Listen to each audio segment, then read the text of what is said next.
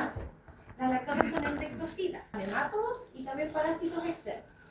En general, pueden ser eficaces tanto para insectos, 6 patas, como para ácaros y garrapatas, 8 patas, pero no todas. Por ejemplo, la moxidectina, que ni siquiera la puse aquí, si bien sirve para insectos, para ácaros, nada. Entonces no se usa para controlar garrapatas. Entonces no todas las lactonas sirven para todo. Entonces para ir a lo más específico, aquí uno tiene que ir a ver la ficha técnica del producto y ahí uno se asegura si realmente le sirve para lo que lo anda buscando. Pero lo vamos a decir por ahora de modo general, las lactonas en general son endectocidas porque sirven para parásitos internos, nemátodos, y también para ectoparásitos, ¿sí? Con sus salvedades de que algunas son mejores que otras. Las isoxazolinas, estas son las más nuevas. Estas son las que ustedes conocen con los nombres famosos hoy en día, como el Bravecto, como el Simparica, como el Afoxolaner, se llama Nexcar, el Afoxolaner, el principio activo. Y los principios activos son estos: el Fluralaner, por ejemplo, es el principio activo del Bravecto, el Sarolaner del Simparica, el Afoxolaner del Nexcar, el Lotilaner del Credelio. Y este es uno nuevo que se agregó a un complejo de varios antiparasitarios que trae uno nuevo que sacó un laboratorio que ya no me acuerdo el nombre, pero es nuevito, es para gato. Lo sacó hace poquito, hace un par de meses. En general, estos 4 primeros son los más usados. La gracia que tienen las isoxazolinas, que vinieron a revolucionar un poco el manejo de los ectoparásitos en perros y en gatos especialmente, es porque no están disponibles en Chile para animales mayores, solamente para perros y gatos. Hay solo una presentación disponible para aves, que es el Fluralaner, pero muy poquito usada. En general es usada para un ácaro rojo nomás en las gallinas. La gracia que tienen es que su efecto letal es muy rápido. Los parásitos se mueren a las 4 o 6 horas después que se aplicaron. Entonces, ¿qué gracia tiene que se mueran rápido? Que no alcanzan a reproducirse, entonces no ponen huevos y por lo tanto no se infestan los ambientes y los animales no se vuelven a reinfectar, ¿sí? A reinfestar. Ya, esa es la gracia.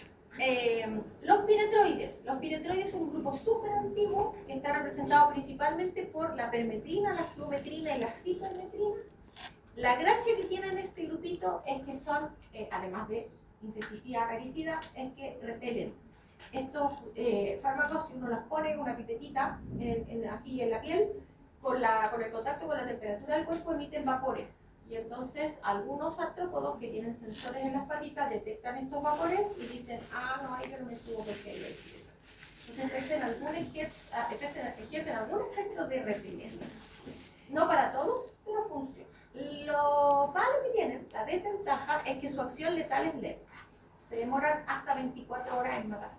Y eso permite que se alcancen a reproducir y por lo tanto alcancen a poner huevos y entonces porque no son buenos controladores del ambiente.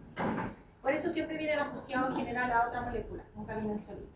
Y aquí lo que más destaco es que la flumetrina es lo único que se puede usar en gatos de este grupo. Nada más, porque los otros piretroides para los gatos son tremendamente tóxicos. Así que nunca usan productos de perros en gatos, porque lo de perro de perro y lo de gato de gato. Este otro grupito, los fenilpirazoles, representado por el fipronil, que ustedes deben conocerlo como el famoso Frontline, ¿cierto? Que viene en pipeta, en spray. El fipronil es insecticida y acaricida, pero no es el mejor. Su efecto letal no es tan rápido. Lamentablemente, como ya es un poco antiguo, hay muchos artrópodos que han desarrollado resistencia, entonces hay algunos a los cuales ya no funciona mucho, pero en general igual anda bien. Y la gracia que tiene, la ventaja más importante, es que aunque no sea el mejor, es el más seguro. Es el que tiene el mayor margen de seguridad. Se puede usar en perros y en gatos a partir de los 2 días de nacido. Entonces, es el único que uno puede usar en un animalito muy pequeño, menor de 8 meses, perdón, de 8 semanas o de 2 meses. Todos los demás solo pueden ser usados a partir de los 2 meses de vida en adelante. Entonces, si yo tengo un chiquitito recién nacido infestado por pulga, porque la mamá, por ejemplo, también tenía pulga, entonces lo único que puedo usar es el fipronil. Entonces siempre regístrenlo como el único que pueden usar en animales chiquititos, en animales enfermos, convalecientes, en hembras preñadas, en animales viejitos, todos los grupos vulnerables. Uno dice, uy, le irá a caer mal, tendrá efectos secundarios, usen el fipronil.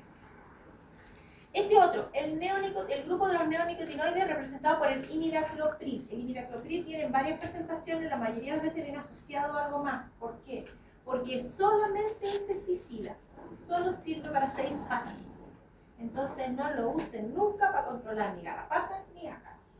Y por lo mismo, como queda cojito ahí, porque solo sirve para insectos, habitualmente las presentaciones comerciales lo asocian a un acaricida, para que quede ahí todo el efecto completo. Por eso, cuando ustedes compren algún antiparasitario externo, para este parásito me refiero, mírenle siempre el prospecto porque se vayan acostumbrando. Y fíjense que habitualmente el que trae imidacloprid trae otra cosa más, para compensar esta falta de eficacia en los ácaros. Y el último grupo me van a escuchar mencionarlo muy poco, que son los órganos fosforados, representados por el diacinón, el clorpirifos, entre otros, porque es un grupo muy antiguo, es el grupo que en mi época era lo único que había, y no había nada más. Y entonces no quedaba de reclusar. Y por eso además sigue estando permitido por el SAC, sigue vendiéndose.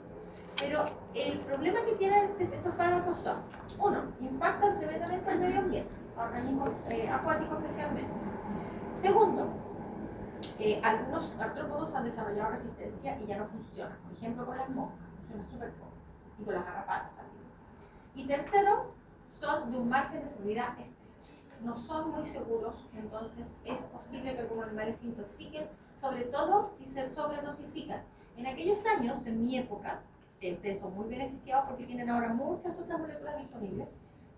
Las presentaciones comerciales habitualmente de estos fármacos venían en un collar, en un plástico, que le ponían a los gatos y a los perros, y en talco. Pero resulta que la dosificación de esto es súper difícil, porque si yo aplico talco, ¿cómo calculo cuánto talco le pongo? Si lo tengo que llevar a miligramos por kilo de peso, le pongo lo mismo talco a un gatito así que a un perro así. Entonces quedaba un poco como el criterio de que, pongámosle por si acaso, por si acaso. Y así terminaban intoxicados los animales. Y en el caso del collar, el problema quizás ahora ya no es tanto, que hay unos collares más modernos, pero los collares de aquella época eran unos polímeros no muy avanzados, y el problema es que el fármaco se distribuía a veces mucho en un día y muy poco otros días. Entonces la liberación que tenían no era muy homogénea. Y eso también podía causar intoxicaciones, porque a veces se liberaba el fármaco de manera como muy importante un día, y se animaba ese día hasta después con una dosis muy alta. Entonces, por eso es que en general lo estamos tratando de los dejamos de promover en general, porque ya hay muchos otros, y solo se siguen usando en animales mayores, porque en ocasiones es lo único que hay. Por ejemplo, este grupito que es súper bueno, que está disponible para perro y para gato, no está disponible para ganado. Entonces yo tengo que tratar moscas, hematófagas en ganado, no me queda de otra que usar un órgano fosforado. Entonces ahí se los voy a estar mencionando. Ya. Volviendo ahora a los piojos, entonces cualquiera de estos sirve para el piojo. Lo que ustedes ahora ya saben es que algunos tienen ventajas y desventajas, y de acuerdo a eso ustedes los van a elegir. Otra cosa que les va a permitir elegirlos, que de a poquito con los años los van a ir conociendo, son las formas de presentación. Por ejemplo, y esto por eso que se trabaja paciente a paciente, como súper personalizado.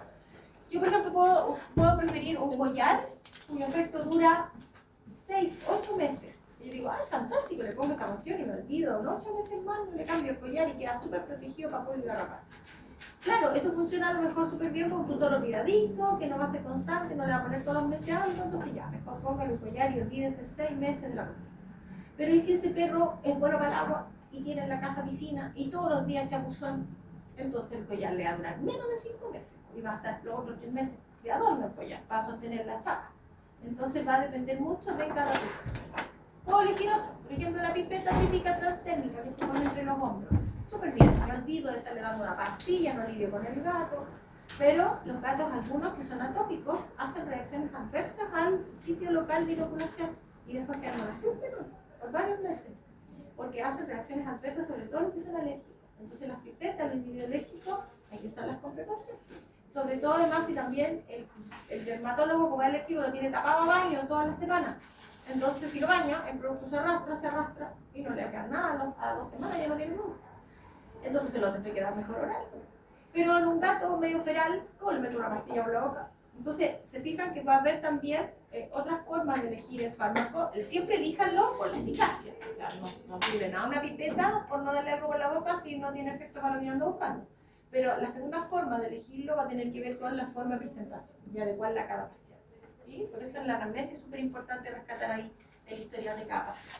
Esto no es necesario que se lo aprendan, solamente se los dejé por lo siguiente. Si algún día en sus vidas necesitan saber qué animales en Chile están parasitados por piojos, cuáles están descritos, entonces ahí tienen todos los piojos descritos por especie.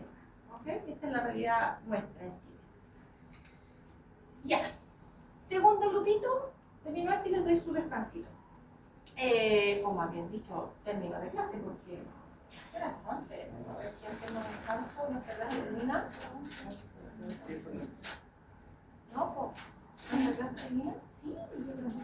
A las 11, a las 11:50. Ah, 11:50. Ya, entonces espérenme. A las 11 entonces les doy un descanso. ¿Ya? Denme 5 minutos. Estoy de nuevo en la clase secta, pero ahora estoy en el orden sifonáptera. Estoy con las pulguitas. ¿Y qué tenemos que decir de las pulguitas? Las pulgas son hematófagas. Todas son succionadoras de sangre. Segunda cosa importante. Las pulgas no son especies específicas. Para que se acuerden fácil, les sirven todas las mismas. O sea, la pulga que está escrito para el perro y parasita al gato. La del gato a la gallina, la de la gallina al humano. Da lo mismo. Todas sirven. Están descritas por especie animal, pero en realidad son súper poco específicas de hospedadores. Otra diferencia que tienen con los piojos, las pulgas no pegan los huevos al pelo. Entonces, cuando las pulgas ponen huevos, los animales se sacuden y los huevos caen al suelo. Entonces, los ciclos biológicos de las pulgas se hacen en el suelo. En el suelo eclosiona el huevito y en el suelo se transforma en una larva, y por lo tanto es súper importante considerar que cuando un animal llega infectado con pulgas a la casa, en la casa tenemos lleno de huevos, aunque no lo sepamos. Y entonces eso significa que no solo hay que tratar al paciente, hay que tratar la infección ambiental. Las pulgas también se distinguen porque tienen un tercer par de patas súper desarrollado que les permite saltar. No tienen alas, pero sí su par de patas les permite saltar, y esa es la manera en la que se transportan de un hospedador al otro. Entonces les da lo mismo el hacinamiento, el verano, el invierno, ellas saltan de un lado a otro. En general, eso sí, todos los ectoparásitos son mucho más abundantes con esta temperatura ya, porque con el frío suelen entrar en un estado de latencia, ¿cierto? Así que en general, por eso son mucho más abundantes en primavera y verano. Pero, ojo, esto ha cambiado porque ahora nuestro invierno ya no es el típico invierno. Tenemos periodos de meses así como julio, una semana entera con 20 y tantos grados de calor. Entonces, eso ha permitido que hoy en día los parásitos hagan ciclos evolutivos durante todo el año. Por eso, ahora sí, la recomendación, cuando hablamos de ectoparásitos, es desparasitar a los animales mensualmente. Cuando hablamos de ectoparásitos. Porque como son vectores de patógenos y ahora en cualquier época del año pueden estar presentes, entonces ya no solo recomendamos ponerles cositas en el verano, todo el año. Ya. ¿Qué más decimos de las pulguitas? Las pulgas, hay distintas especies, yo solo aquí les puse las más frecuentes. La pulga descrita para el gato se llama Ctenocephalides felis y la del perro Ctenocephalides canis. Por lejos este es el género más común y por lejos entre ellas dos, la del gato es mucho más frecuente. La mayoría de los perros a los que uno les busca pulga y las mira bajo la lupa son Ctenocephalides felis. Es mucho más abundante. Menos frecuente Pulex irritas, que está descrita para el humano, pero igual parasita perros y otros animales. Y la de las gallinas sí es frecuente también en las gallinas. No sé si alguna vez ustedes han tenido contacto estrecho con gallinas, pero si en algún momento tienen la ocasión, siempre miren en la cabecita, alrededor de los ojitos, se les incrustan las pulgas, se les ven como unos puntitos negros en la cabecita, ¿sí? Y la más habitual es esta, que se llama Echidnophas gallinaceae. Pero en el campo, cuando suelen cohabitar gallinas con perros, por ejemplo, gallinas con gatos, ¿cierto? Como se llaman topias, entonces es muy frecuente que esta pulga también parasite al resto de los animales. Y las personas, cuando las gallinas tienen muchas pulgas y nos metemos a los gallineros a hacer algún manejo, para tomarlas, ¿cierto? Las pulgas también pican a las personas y se incrustan. Y en algunos lugares le conocen como... ay, se me olvidó el nombre. Okay. Ya me voy a acordar, cuando no, ya me voy a ir, pero le ponen un nombre común a las pulgas de las gallinas cuando pican. Ya me voy a acordar, ya me voy a acordar. Dila. Que no se faría el feliz, tenía un asterisco. Ah, porque pasa que es la más frecuente. Es la más frecuente, es la que se presenta más frecuentemente, incluso siendo del gato, en el perro. Eso. Ya. Y las pulguitas, ¿cuál es el ciclo biológico que hacen? Completo, metamorfosis completa. Las pulgas ponen huevos, de los huevos crecen una larva, la larva se transforma en pupa y la pupa en adulto. Y todo ello en el suelo, nada sobre la humedad. Por lo tanto, las pulgas no son ectoparásitos permanentes. Las pulgas solamente se suben a los animales para alimentarse de sangre, luego se reproducen y el resto de los ciclos biológicos ocurre en el suelo. ¿Cómo la diagnosticamos? Mirándolas. Ah, no, perdón, antes que eso, la importancia médica, me la estaba saltando. La importancia médica de las pulgas es harta. Primero que todo, pueden causar tan solo con la inoculación del aparatito bucal un piquetito y eso ya genera una dermatitis. Pero si ese individuo además es alérgico, horrible, porque va a hacer alergia a las proteínas que inocula con la saliva y entonces va a generar eso que se conoce como la dermatitis alérgica por picada de pulga, que conocemos como DAP. También las pulgas, si son muchas, pueden causar anemia porque son hematófagas, son hospederos intermediarios del Typhlium caninum, ustedes ya lo saben, este es el sexto de que parasita a los perros y a los gatos, y que antes del estado larval tiene el cisticercoide.